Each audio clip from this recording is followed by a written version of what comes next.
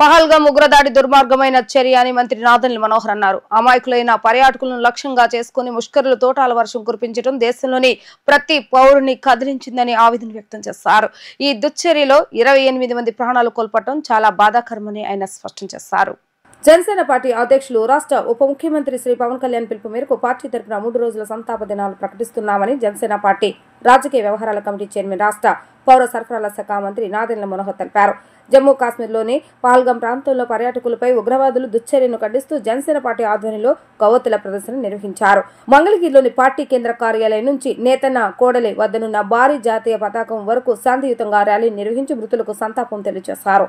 ఈ సందర్భంగా నాదెండ్ల మనోహర్ మాట్లాడుతూ మతం పేరిట ఇంతటి మారణహోమం సృష్టించడం హేయమైన చర్యగా జనసేన పార్టీ భావిస్తుంది. దేశంలో ఎన్నో కులాలు మరెన్నో మతాలు ఉన్నా అంతా ఐక్యంగా సహృద్భావంతో ఉన్నాము. దేశ సార్వభౌమత్వాన్ని కాపాడేందుకు మనమందరం కలిసిమెలిసి ముందుకెళ్లేలా మన పెద్దలు ఎప్పటి నుంచో గౌరవ సాంప్రదాయాన్ని మనకు నేర్పించారు. మన దేశం అభివృద్ధి పదంలో ముందుకు వెళ్లాలన్నా ఇతర దేశాలతో మనం పోటీపడి నిలవాలన్నా మనం ఐక్యంగా ఉండటం ముఖ్యం.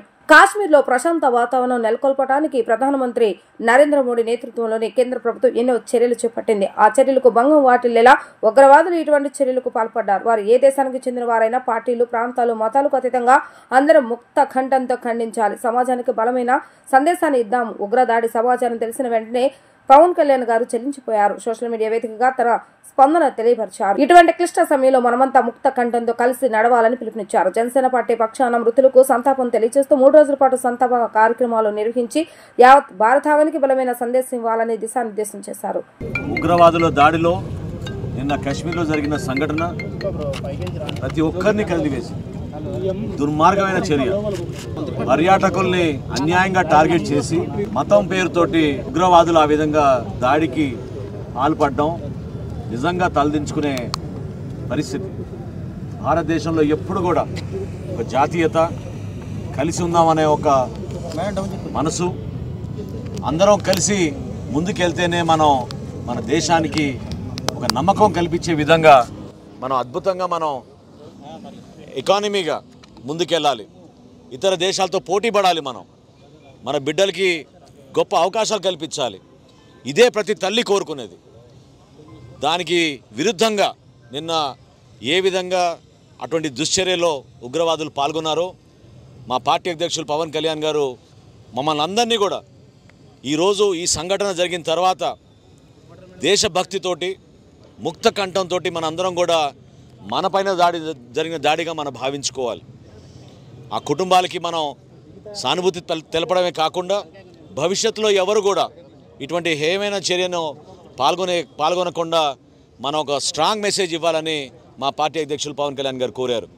రాష్ట్ర వ్యాప్తంగా 3 రోజుల కార్యక్రమం జనసేన పార్టీ నుంచి చేపట్టబోతున్నాం. ఈరోజు కొవ్వొత్తుల ర్యాలీ, సంఘీభావం తెలుపుతూ ఆ కుటుంబాలకి ఒక నమ్మకం, భరోసా, మీ అందరం మీతో ఉన్నాం, ఇటువంటి బాధాకరమైన సంఘటనలో మా వంతు మేము నిలబడతాం అనేది తెలియపరచడానికి కోసం చేస్తున్న ఈ కార్యక్రమం. ఈ ర్యాలీతో పాటు రేపటి రోజున దీక్షలు నిర్వహిస్తాం. ఎల్లుండి స్వయంగా పవన్ కళ్యాణ్ గారు కూడా పాల్గొని మానవహారంలో ఒక స్ట్రాంగ్ మెసేజ్ భారతదేశానికి, మన ప్రజలకి అందరం కలిసి ఉండాలి. ఇటువంటి చర్యలు ఇంకొకసారి జరగకూడదు. మనం ఆలోచించాల్సింది మన బిడ్డల కోసం, భావితరాల కోసం, మన దేశ భవిష్యత్తు కోసం.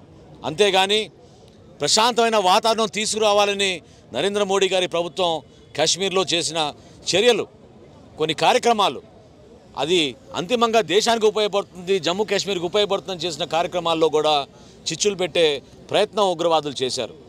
ఏ దేశానికి సంబంధించిన వాళ్ళైనా సరే ప్రతి ఒక్కరం కూడా దీన్ని ఖండించాలి.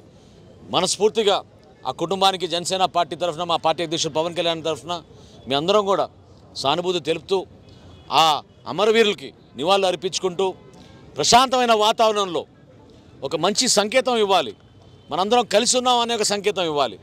దేశంలో ఎటువంటి సందర్భంలో ఎటువంటి సంఘటన జరిగినా కూడా పార్టీలకు అతీతంగా, ప్రాంతాలకు అతీతంగా, మతాలకు అతీతంగా మీ అందరం కలిసి నిలబడి ఏ విధంగా మా పార్టీ అధ్యక్షులు పవన్ కళ్యాణ్ గారు పదే చెప్తారో జాతీయ భావన కల్పించే విధంగా ముందు మన జాతి, మన దేశం, దాని తర్వాతే మన రాష్ట్రం, మన ప్రజలు, మన పార్టీల గురించి కాదు.